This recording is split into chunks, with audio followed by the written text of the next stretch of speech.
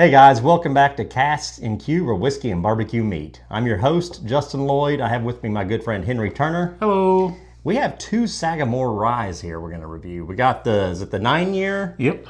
And we have the Cask Strength. So let's talk about these a little bit. All right. So the first thing we'll talk about here is the 9-year. This is the second release of their age-stated ryes from Sagamore. The two age-stated ones are the 8-year and the 9-year. 8-year, unfortunately or fortunately, I ended up canceling a bottle on and already been through that, and that came out 2 years ago. Then they decided to release the 9-year this year. I picked this up at John O's in Elizabethtown for MSRP, so I'm really happy about that. But also, I will tell you the distribution of this bottle is good, but not fantastic. So, and I've never seen this on secondary or anything like that. I would say it's not widely distributed. We do have Sagamore here in Arkansas, but none of the limited releases or the finishing series outside of the Double Oak has come here. So that's good. And then the Cask Strength is actually, oh, I'm sorry, this is Indiana. This is a mix of Indiana and Maryland, at least what it says on the back of the label. So it's some of the MGP or Ross and Squibb in there, along with Sagamore's own distillate. That's interesting that you mentioned that it's not readily available, but I found this one in our hometown in Bryant, and that's the first time I've seen a Sagamore on the shelves. Yeah, I think it's only been in Arkansas about 3 months, so it's a newer product to us. But the variations, whether it's a 9-year, and I think Sagamore has a smorgasbord of different finishing series that they do, and they're all fantastic, but those have not made it to our state yet. And I got to give a shout out to one of the other content creators out there that turned me on to Sagamore. I never even knew it existed until I saw him on TikTok. It's that one dude, Ryan. Ryan Mills down in Florida. Thanks for turning me on to this. I know you probably didn't mean to, but I always wondered what those bottles were sitting behind you, so I've been looking for them, and lo and behold. I'm a big fan. Yep. So let's get into it.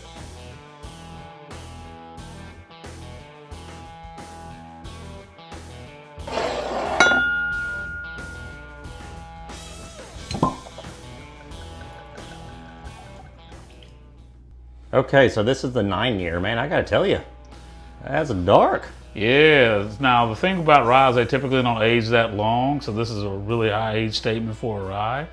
And this looks like a bourbon. It's gorgeous. Yes, it is. Got some good legs to it. Yeah, I would say that's a dark, like a dark copper. Yes, because there's some gold floating around in there. So this is the Cask Strength. Again, very dark. It's got a little bit of that golden color to it as well.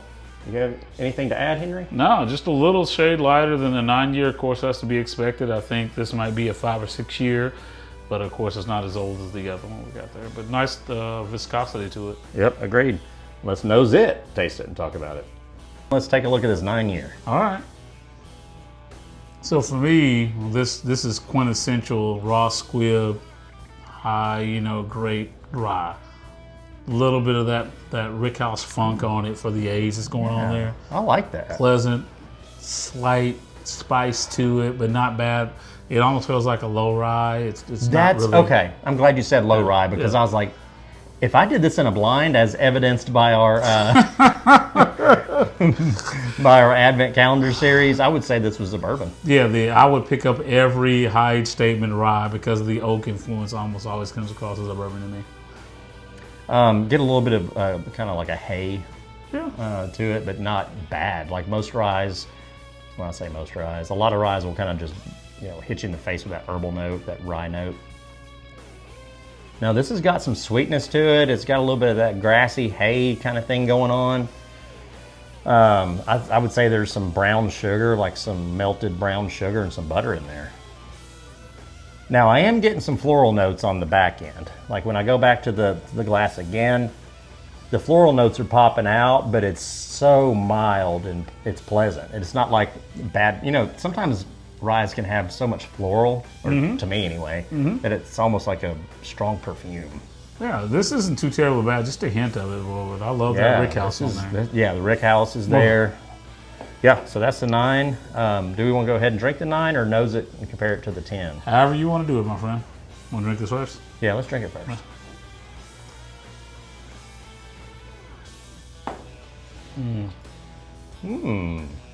Delectable, nice, sweet oak, lovely. all that's still going on. I'm waiting for the rye spice to kick in. It's kicked in for me, but it's tempered down by the sweetness. Oh, this is just nice. This is almost, that's 9 year. Yeah, this is almost like brew rye level, where you mix a bourbon and a rye together, where the rye is just nice and tamed down. This is super delightful, delicious, and lovely. I love this thing.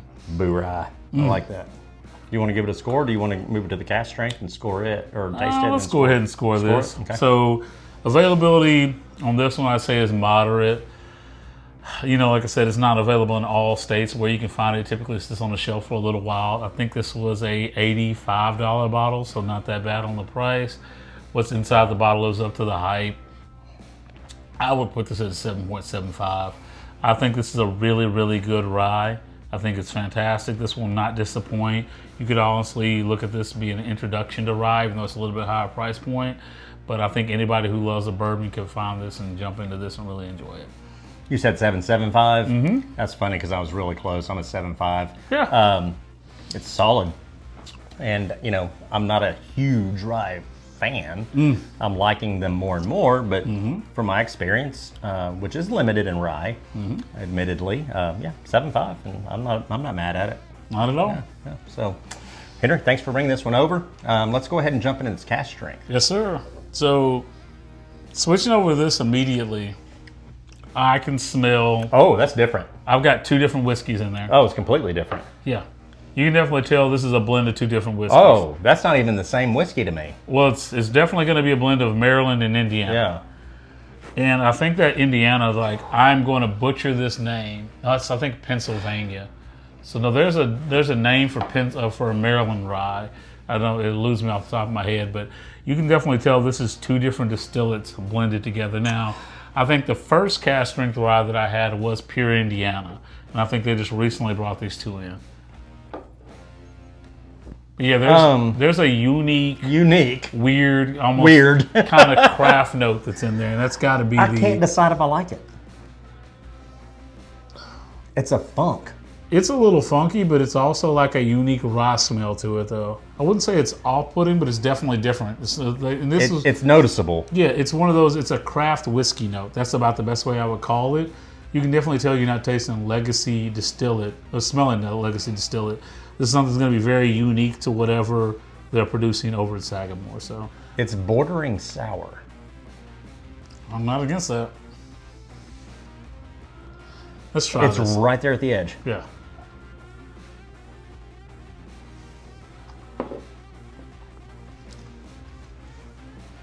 Ooh, that's velvet. Hold up. That punch is absolutely way up. That's really good. Yes. I think what we're smelling is that herbal note. Is that what that is? Yeah, because that herbal note is very subtle and rolls through it, rolls through the pour as you're drinking it. And it's not off-putting, but it's very potent on the front end of the pour. You know how sometimes, well, no, you don't. In the Scotch world, a lot of Scotch, well, not a lot, some Scotches are finished in Oloroso sherry casks. Yeah. And sometimes that will add, if it's not done just the right way, it will add a little bit of a sulfur, like a end of a match. Okay. And that's almost what I'm smelling, but what I'm tasting is completely different. You have some of those warm, inviting notes. I think you have some dark fruits. I think you have some of that hay, what I call hay, kind of like if you're driving by a farm and you can get a whiff of the hay. It reminds me of that. And I think it blends really well on the palate. And there's nothing that just knocks you over. It's got a extremely nice subtle at the very end. I'm still tasting it. Spearmint note, whatever you want to call that. That's just in there. It's just really hanging on. Whether 9 years has a little touch of that because it's kind of subdued by the age that's been sitting in the barrel. This is a very bold, in-your-face, straightforward rye. You got it. Spearmint.